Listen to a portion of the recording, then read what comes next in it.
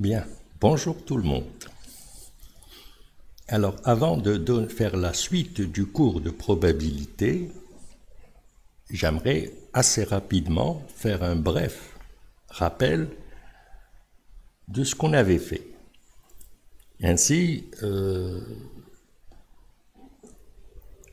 le chapitre où on était arrivé était le 4e et concernait l'étude des variables aléatoires réelles. Nous avions entamé ce chapitre par d'abord un premier paragraphe d'introduction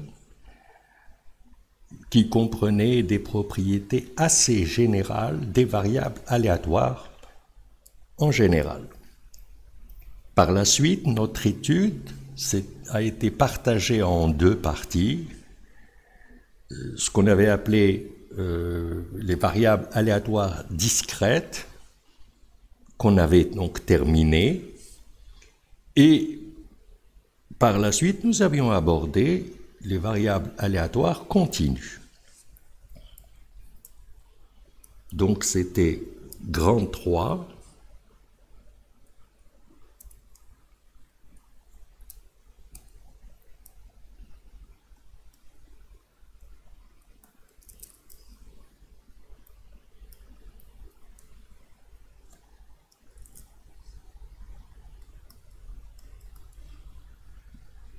variable aléatoire continue.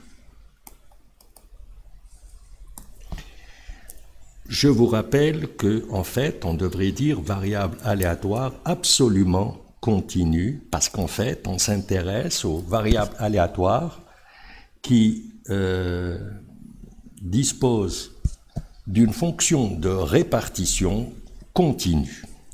Mais par abus de langage, on appelait ça des variables aléatoires continues.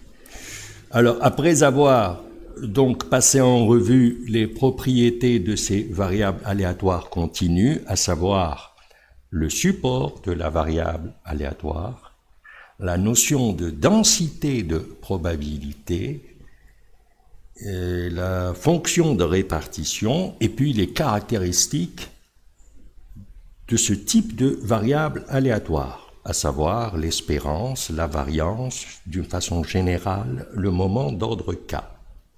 Et nous étions arrivés au paragraphe suivant,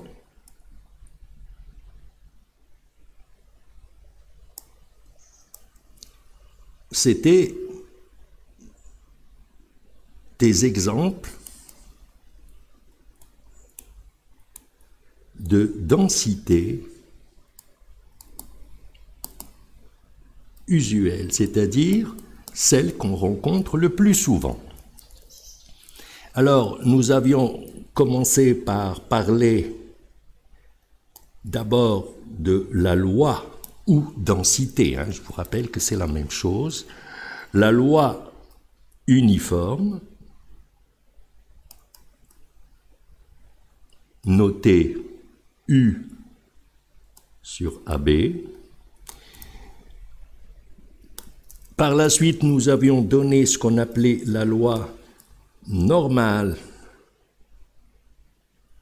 centrée et réduite. Centrée, ça veut dire que son espérance est nulle, et réduite veut dire que sa variance était égale à 1. Et cette loi, on l'a notée N01. Voilà où c'est qu'on était arrivé.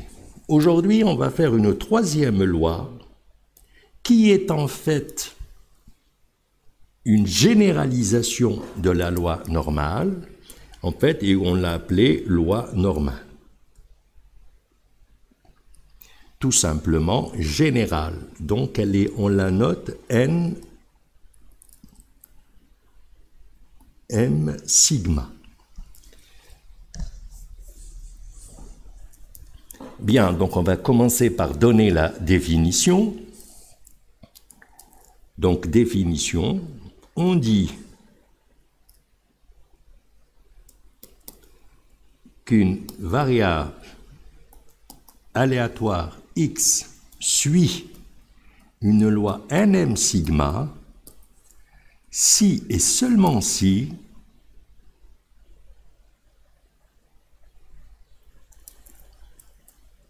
sa densité de probabilité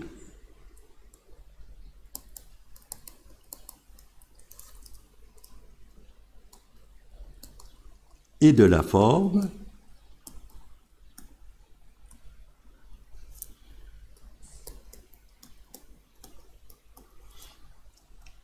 sur sigma racine de 2pi exponentielle moins 1/2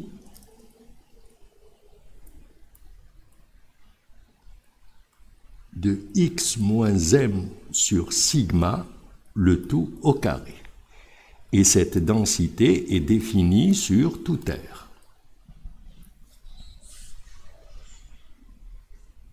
Bien sûr, on remarque tout de suite que c'est une loi qui généralise la précédente.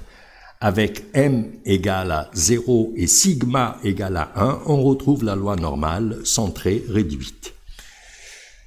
Elle a la qualité de la N01. En fait, c'est une loi qui convient à la majorité, en fait à 90% des phénomènes aléatoires qu'on étudie suivent forcément une loi normale. Pour donner un exemple, au jour d'aujourd'hui, nous sommes en pleine pandémie. Vous avez dû entendre les spécialistes, quand ils parlent de cette épidémie, ils parlent de courbe en cloche. Or, la courbe en cloche, c'est la loi normale, c'est ce qu'on avait dit déjà pour la N01. Voilà donc pour les exemples. Elle a donc les mêmes propriétés, les mêmes défauts aussi, car elle a un défaut majeur. Je vous rappelle que ce qui nous intéresse dans une loi, c'est bien sûr la fonction de répartition, pour une raison très simple, c'est que la fonction de répartition va nous permettre de calculer des probabilités. C'est ce qu'on attend de nous, c'est de calculer des probabilités, et donc la fonction de répartition est primordiale. Seulement, vous le voyez tout de suite, la fonction de répartition, c'est une primitive de petit f. Alors, on a bien petit f qui est continu, donc elle admet une primitive. Malheureusement, on ne peut pas déterminer cette primitive parce qu'on ne connaît pas une primitive à ce type de fonction. Donc, on va commencer par écrire une remarque importante, c'est que la fonction de répartition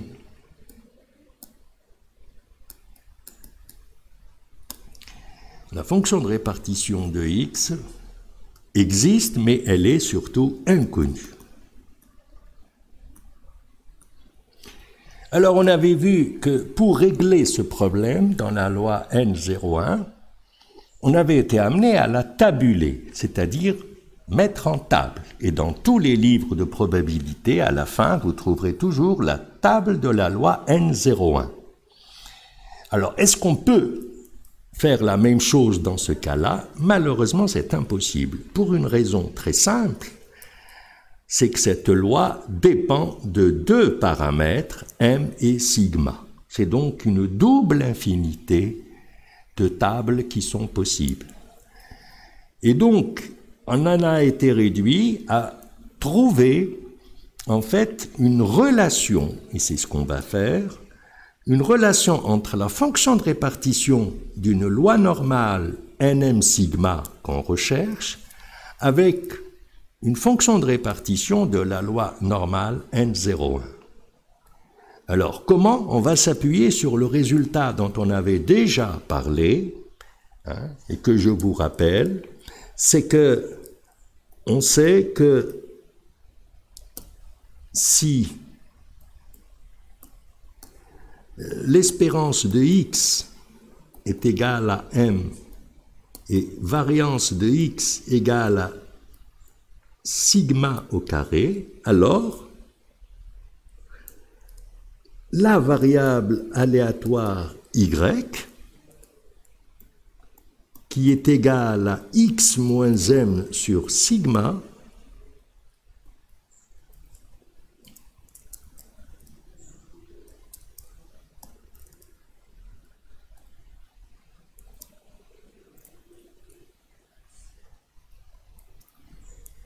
est centrée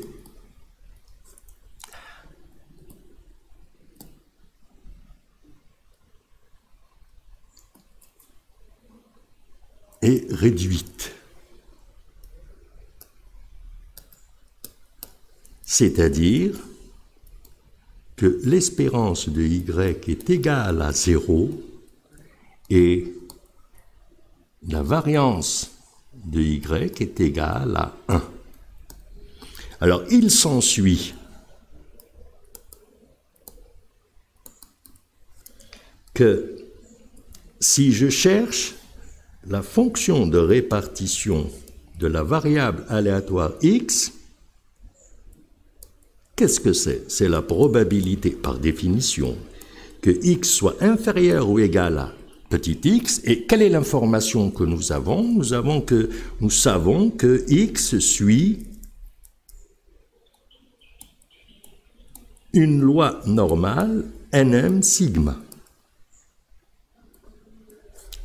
Mais ceci, c'est la probabilité que x moins m sur sigma est inférieur ou égal à x moins m sur sigma. Alors, si on pose ceci comme étant une variable y, cela va nous donner, c'est la probabilité que y soit inférieur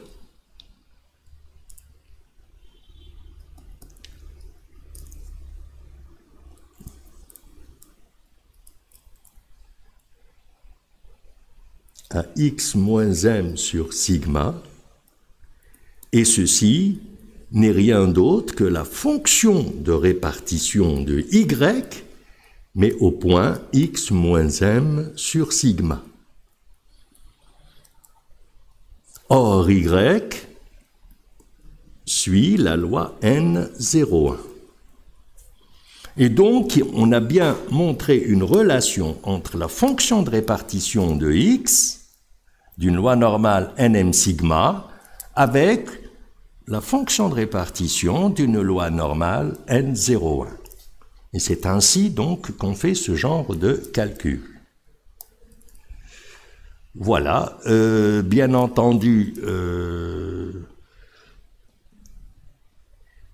on peut chercher à vérifier effectivement que l'espérance de x est égale à m et la variance est égale à sigma au carré, de la même façon qu'on avait trouvé que l'espérance d'une loi normale n01 valait 0 et que sa variance valait 1, hein, une intégration par partie.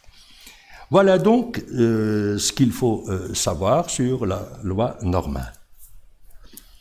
On aborde maintenant deux autres lois qui sont tout aussi importantes, même si en pratique on les rencontre très rarement. Hein. Alors c'est les lois gamma et bêta. Donc on aborde la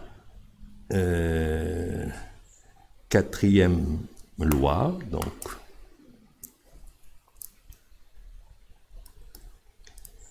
c'est la loi gamma qui dépend de deux paramètres AB. Alors, on l'a défini ainsi. On dit qu'une variable aléatoire x suit une loi gamma de AB si et seulement si sa densité est égale à B à la puissance A sur grand gamma de A, x à la puissance A-1 exponentielle moins bx. Et le domaine, c'est R+.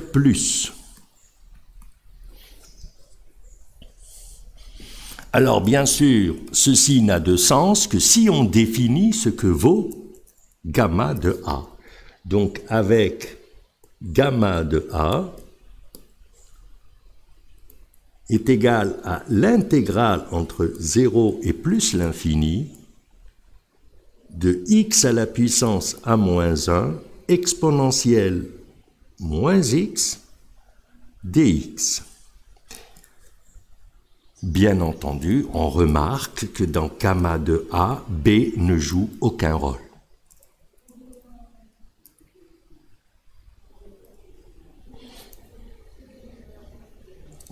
Alors, gamma de A a un nom. Gamma de A est appelé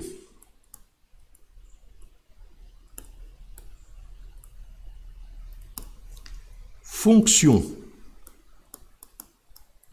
d'Euler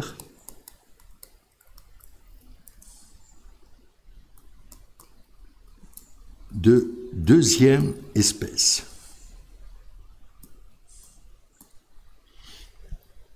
Alors, Euler est un mathématicien qui a énormément travaillé sur ce type de fonction, d'où le nom. Maintenant, on remarque aussi que, et ça paraît logique, s'il y a une fonction d'Euler de deuxième espèce, c'est qu'il y en a une de première espèce. Euler n'était pas un probabiliste. Il a donc essayé, en fait, c'est dans le cadre de l'intégration, il a cherché sous quelles conditions cette intégrale admettait une primitive. Voilà, et nous allons utiliser ces travaux. Alors, les résultats de ces travaux, alors, donc, les propriétés de gamma de A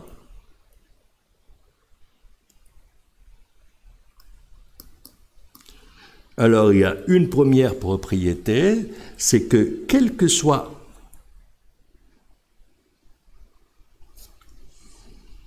A, gamma de A appartenant à R+, A et B appartiennent à R+. Donc, quel que soit A positif, gamma de A est égal à A-1 fois gamma de A-1. Ça ressemble beaucoup à une formule de récurrence, mais en fait, ça n'est pas une récurrence. Pourquoi? Parce que A n'est pas un entier. Donc, on appelle souvent ça une pseudo-récurrence, c'est-à-dire que c'est presque une récurrence. Et puis, cas particulier, justement,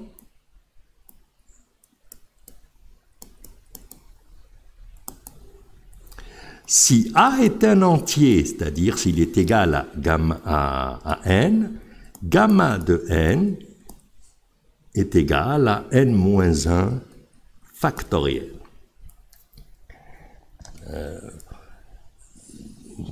Alors pour la formule de pseudo-récurrence, pour la démontrer, il suffit de faire une simple intégration par partie. Bon, la deuxième est une déduction, la deuxième propriété est une déduction de la première propriété. Alors, l'intérêt de cette fonction d'Euler, en plus du fait qu'elle a un intérêt en probabilité, elle est très intéressante quand il s'agit de faire certains types d'intégration. Je vous rappelle que c'est important en probabilité parce que très souvent, le calcul de probabilité amène à faire un calcul intégral. Et on va faire un petit exemple qui montre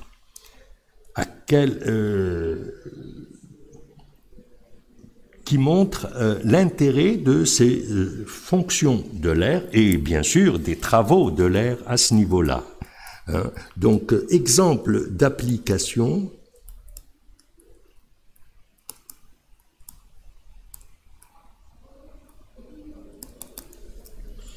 Alors, par exemple, si calculons l'intégrale i qui serait égale à racine de x, racine de 1 moins x dx. Donc, non, c'est pas celle-là.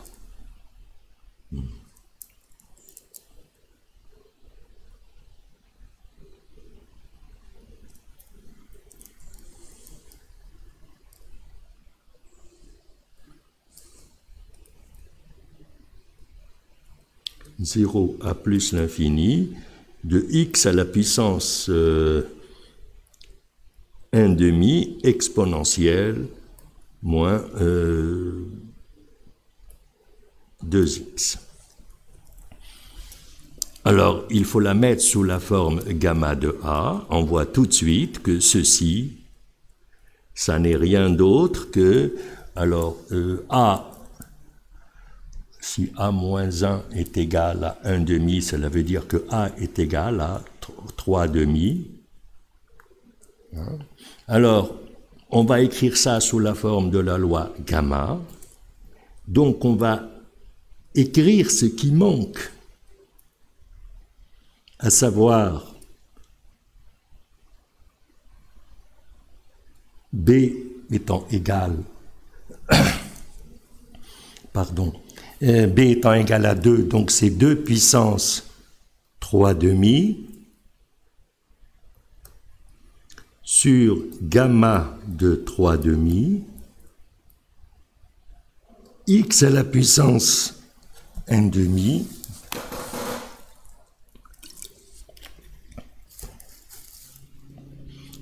exponentielle moins 2x dx.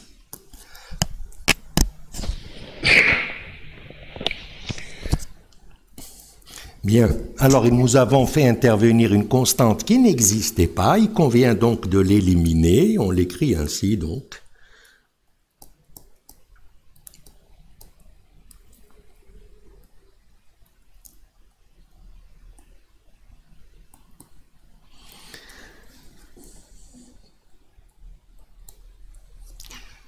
Alors, ce qu'il faut remarquer, c'est que cette intégrale, c'est une densité.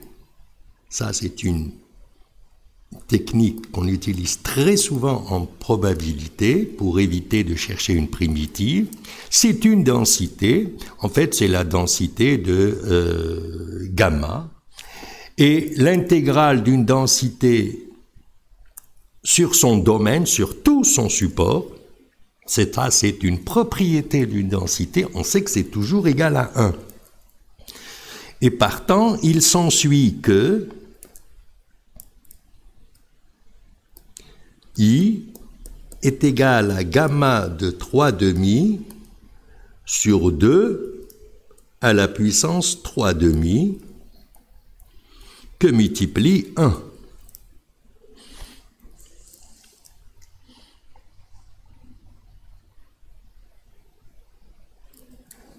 Et donc, ça fait gamma à la puissance 3 demi sur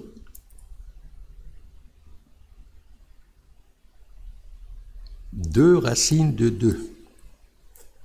De plus, gamma de 3 demi est égal à 1 demi fois gamma de 1 demi. Ce qui fait 1 sur 2 racines de 2, car gamma de 1 demi est égal à racine de pi.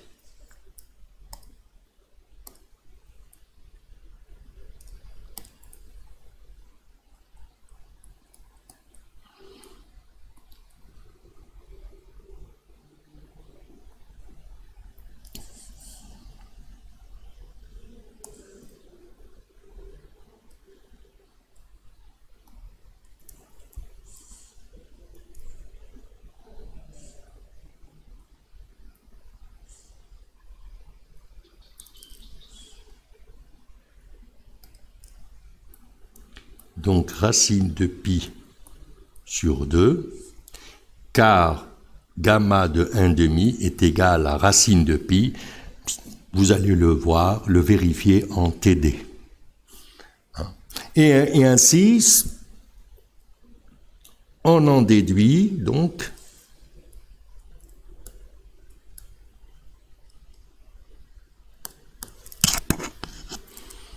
que I est égal à racine de pi sur 4 racines de 2. Cela nous permet donc ainsi de calculer une intégrale sans avoir à déterminer une primitive. C'est une technique que les probabilistes utilisent très souvent. Alors maintenant, ce qu'on voudrait essayer de déterminer, c'est bien sûr les caractéristiques d'une telle variable aléatoire. En l'occurrence, chercher l'espérance et la variance. Mais nous savons que la variance étant définie par l'espérance de x au carré moins l'espérance de x, en un mot, il faut connaître les deux moments d'ordre 2 et d'ordre 1 de la variable. Alors plutôt que de faire deux calculs, on va en faire un seul, mais assez général. On va déterminer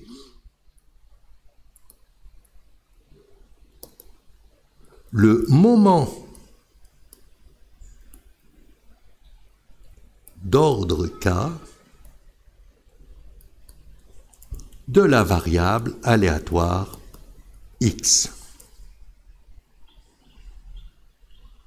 Alors, cela revient à chercher quoi? Cela revient à tout simplement chercher l'espérance de x à la puissance k. Alors, je vous rappelle que la définition d'une espérance de quelque chose, c'est l'intégrale sur le domaine, le support de cette variable, pour nous, c'est 0 plus l'infini, au lieu que ce soit moins l'infini plus l'infini, donc c'est de 0 plus l'infini, que multiplie, donc de 0 plus l'infini, une valeur de cette variable aléatoire, autrement dit x à la puissance k, que multiplie la densité de x. Alors si on remplace, ça va nous faire 0 plus l'infini, x à la puissance k, et la densité, donc c'est b à la puissance a sur gamma de a, x à la puissance a moins 1, exponentielle moins bx dx. Alors bien sûr, ce qu'on va faire, on va regrouper les puissances entre elles.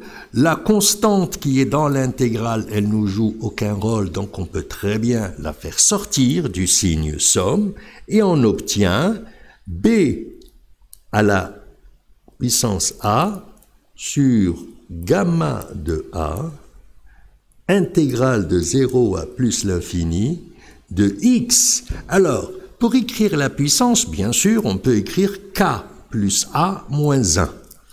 Mais on conseille toujours d'écrire a plus k moins 1. En fait, on met les entiers ensemble, et a n'étant pas entier, on le met à part.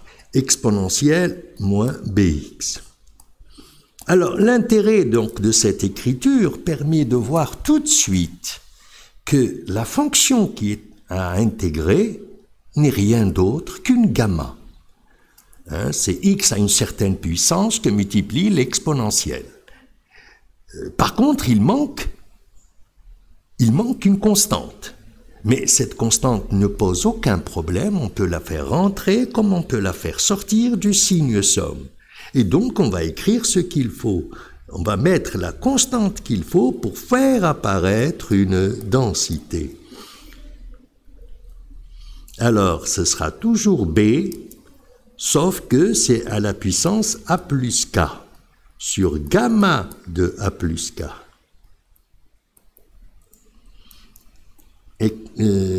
Exponentielle moins Bx, c'est X à la puissance A plus K moins 1 dx.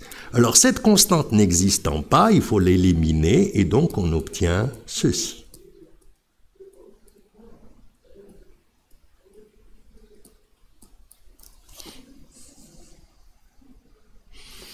Alors, bien sûr,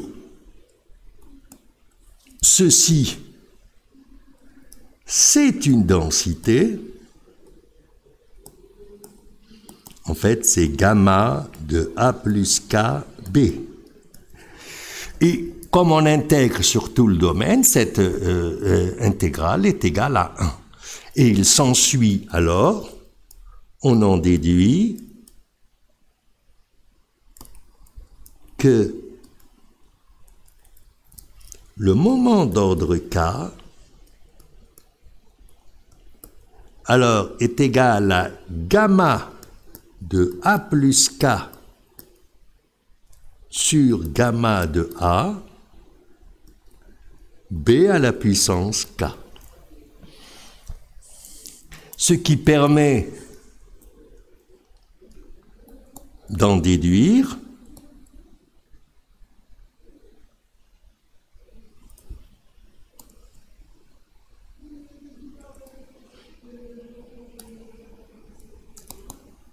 il s'ensuit que, alors, espérance de x, c'est gamma de A plus 1 sur gamma de A, B, et donc c'est A gamma de A sur gamma de A, B, et donc c'est A sur B.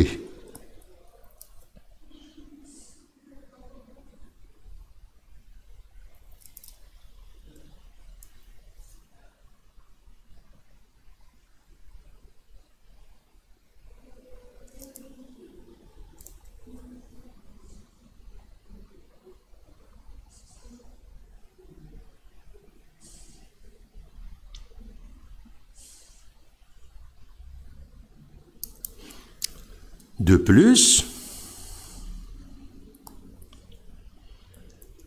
le moment d'ordre 2, c'est-à-dire x2,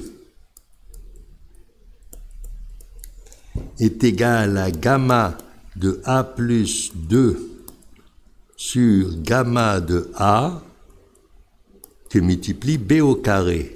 C'est-à-dire que c'est A plus 1 gamma de A plus 1 sur gamma de A, B au carré.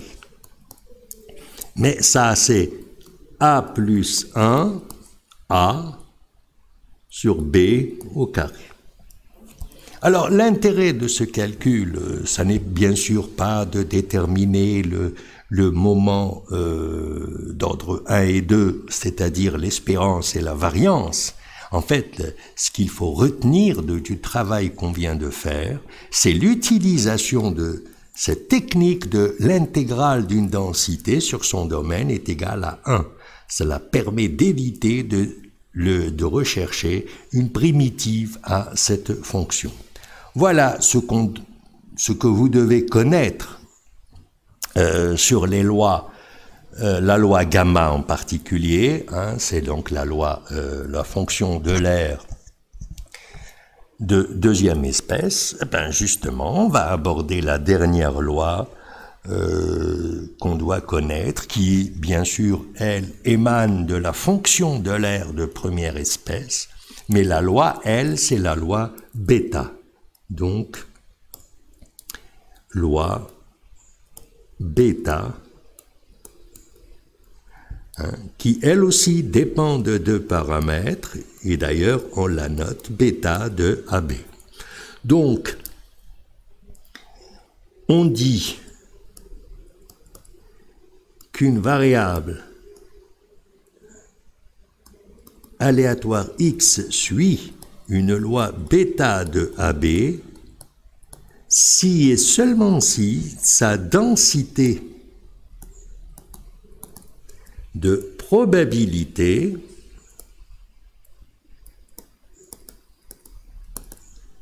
est donnée par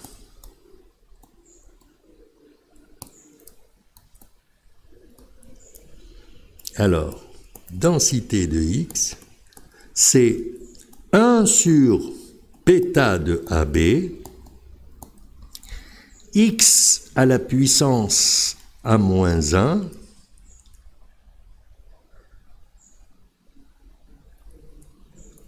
moins x à la puissance b-1. Et le domaine, et là il faut faire très attention, le support de cette variable, c'est le domaine 0,1, l'intervalle 0,1. Alors bien sûr, il reste à définir la valeur, la valeur de la constante bêta de AB. En fait, c'est la valeur telle que F est une densité. Donc, avec bêta de AB, ça n'est rien d'autre que l'intégrale de 0 à 1 de x à la puissance a-1, 1 moins x à la puissance b-1 dx. Voilà. Alors bien sûr, bêta de AB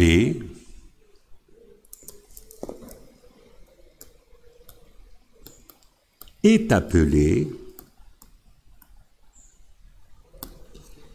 fonction de l'aire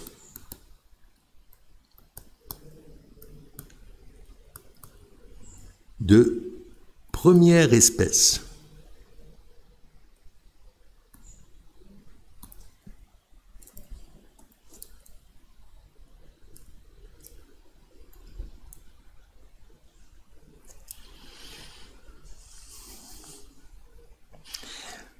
Alors la propriété fondamentale de cette loi, bien sûr on la doit à Euler, c'est lui qui a réussi à trouver une relation entre bêta de AB et gamma. Autrement dit, il a trouvé une relation entre les deux fonctions de l'aire. On a bêta de AB qui est égal à gamma de A, gamma de B sur gamma de A plus B. C'est bien sûr un résultat qui est très important. Pourquoi? Parce qu'il va nous permettre de calculer beaucoup d'intégrales, en utilisant justement cette propriété. Alors bien entendu, c'est une loi qui admet une primitive qu'on malheureusement on ne connaît pas. Il reste à chercher maintenant les caractéristiques de cette variable aléatoire, à savoir l'espérance et la variance, et on va utiliser la même technique que pour la fonction, pour le gamma de A à B, c'est-à-dire on va chercher le moment d'ordre K, comme ça on ne fera qu'un seul calcul au lieu d'en faire deux.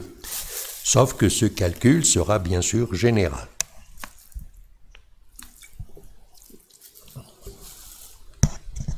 Donc, détermination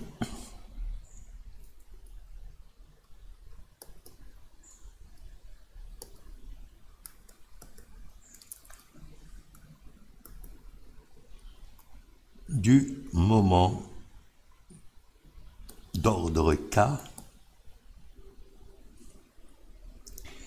de x, c'est-à-dire qu'on va chercher l'espérance de xk.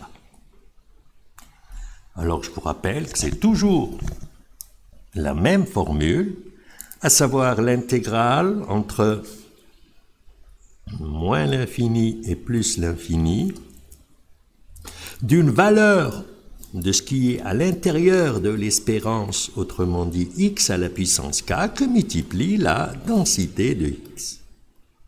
Alors quand on remplace, il faut tenir compte du domaine de définition de x qui est, je vous rappelle, 0, 1.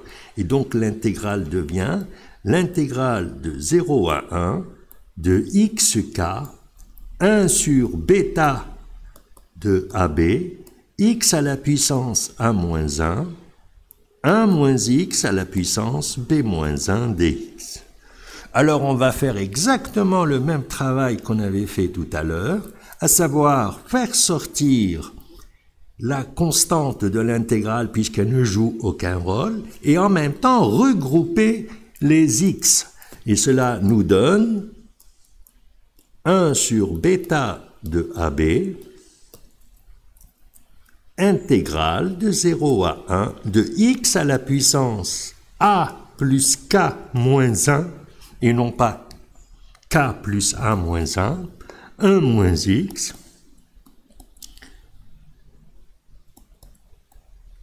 et on remarque tout de suite que l'intégrale, en fait, c'est une bêta. Bon, ça n'est pas bêta de AB, mais c'est une bêta. Hein? Et donc, ça va nous donner directement bêta de A plus K B sur bêta de AB. Voilà donc pour le calcul du moment d'ordre K. Alors maintenant, il est facile d'en déduire l'espérance de X et le moment d'ordre 2. On en déduit que l'espérance de X, ça n'est rien d'autre que bêta de A plus 1 B sur bêta de AB. Et c'est là qu'on va utiliser la propriété que Euler a démontrée à l'aide de 2 changements de variables dans une intégrale, remplacer les bêta par les gamma, ce qui va donc nous donner gamma de A plus 1, gamma de B, sur gamma de A plus B, plus 1, A plus B plus 1. Il vaut mieux l'écrire ainsi. Et puis, gamma de A plus B sur gamma de A, gamma de B.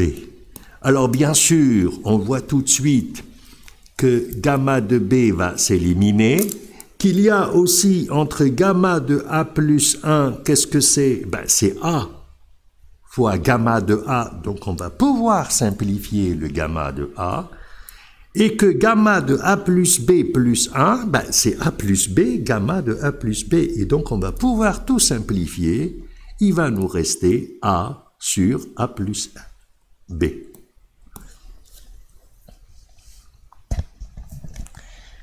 Voilà donc pour le moment d'ordre 1. Pour le moment d'ordre 2, maintenant, pour le moment d'ordre 2, ben, il va falloir tout simplement faire une double itération, une deuxième itération, c'est bêta de A plus 2B sur bêta de AB.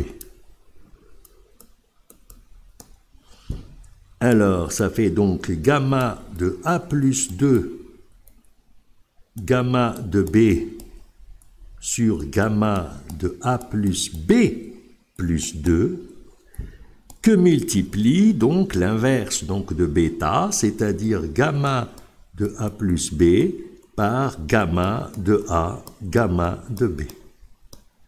Alors, bien sûr,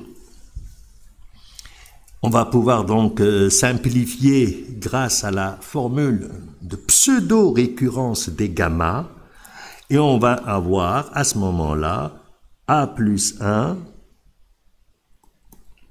fois A que divise A plus B plus 1 que multiplie A plus B. Voilà.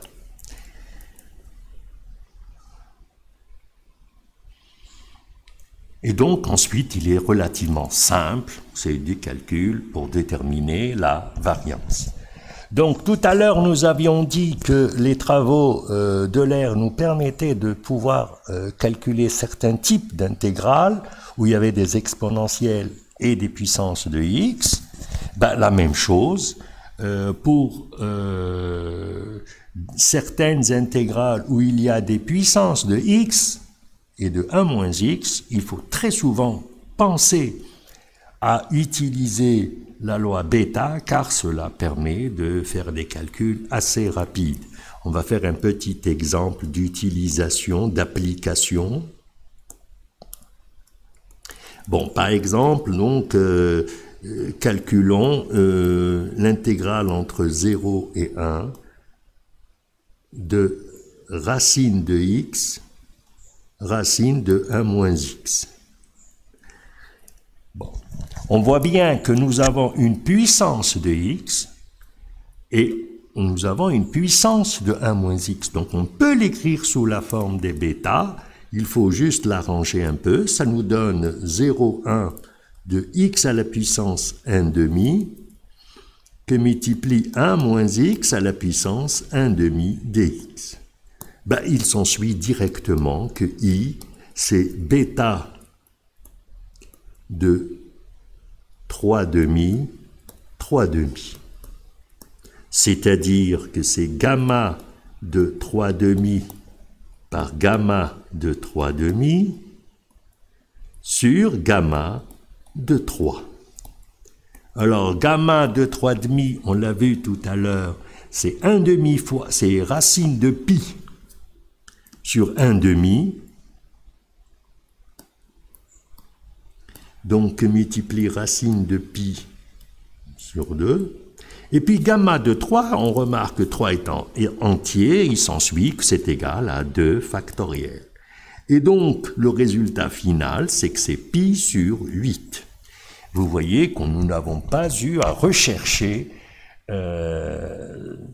cette intégrale. Je vous rappelle que dans le cas classique, c'est bien sûr un changement de variable et qui demande beaucoup de calculs, alors que là, cela va très vite. Voilà. Avec ça, nous venons de terminer le chapitre, et puis la prochaine fois, nous aborderons le dernier chapitre du programme, à savoir l'étude des vecteurs aléatoires, même si le plus souvent, on va se contenter de 2 variables aléatoires réelles, donc un couple. Voilà, à la prochaine fois.